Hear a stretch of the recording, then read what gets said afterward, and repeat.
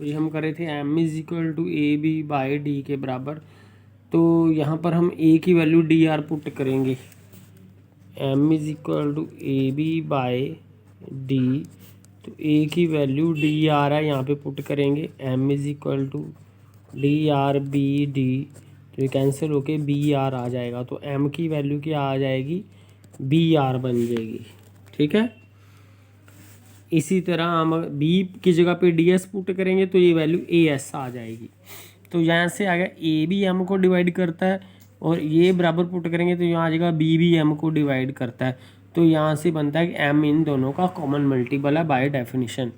अब c कोई और कॉमन मल्टीपल भी ले लें a b का, तो इसका मतलब a भी c को डिवाइड करता है, a c को डिवाइड करेगा, b इसको इसके बराबर लिखेंगे, b भी c को डिवाइड करेगा। तो c ऐसे a और b का मल्टीपल लिख सकते हैं, तो ये इंटीजर्स बन जाएंगे। ठीक है, उसके बाद हमें पता है कि जो जीसीडी होती है A x plus B y form में लिख सकते हैं, वो हमने लिख दिया यहाँ पर। तो सी ओवर एम अपनी और सी ये वैल्यू ली हमने सी ओवर एम, तो एम की वैल्यू भर दी हमने ये वाली ए बी बाई डी। उसके बाद डी की वैल्यू भर दी यहाँ पे, इनको अलग अलग करके लिख लिया, A cancel, C by B x, इसी तरह ये लिख लिया। क्योंकि अब देखो ये सी बी सी को डिवाइड करता है तो ये इंटीजर होगा। ठीक है, क्योंकि सी ओवर बी किसके बराबर आ जाएगा, वी के बराबर, दैट इज़ इंटीजर। तो सी ओवर बी भी इंटीजर है। इसी तरह सी ओवर ए यू के बराबर आएगा, वो भी इंटीजर है, ये भी इंटीजर है। हमने सी ओवर बी की वैल्यू पुट कर दी वी, सी ओवर ए की वैल्यू पुट कर दी यहाँ पर से यू, ये वैल्यूज पुट कर दी। तो क्योंकि u x u v x u सब इंटीजर है, तो ये एक्सप्रेशन भी इंटीजर बनेगा। इसका मतलब सी को एम से डिवाइड कर दें, इंटीजर बनता है। अगर सी को एम से डिवाइड कर दें, कोई इंटीजर बनता है, तो C is equal to M T. तो यहाँ से आ जाएगा एम डिवाइड्स सी। तो एम सी को डिवाइड कर गया। तो अगर एम सी को डिवाइड करता है तो एम सी से छोटा हो जाएगा। तो इसका मतलब बाय डेफिनेशन एम भी कॉमन मल्टीपल है ए बी का, सी भी कॉमन मल्टीपल है ए बी का। और अगर ये कंडीशन आ जाए तो हम कहते हैं m इज़ द LCM।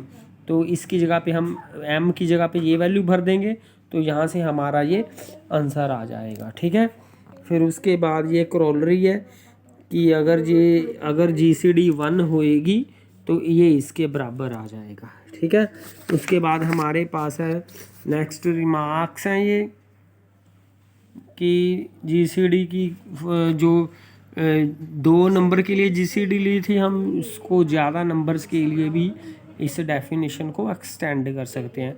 तो जो GCD होगी वो A को भी डिवाइड करेगी, B को भी डिवाइड करेगी और C को भी डिवाइड करेगी।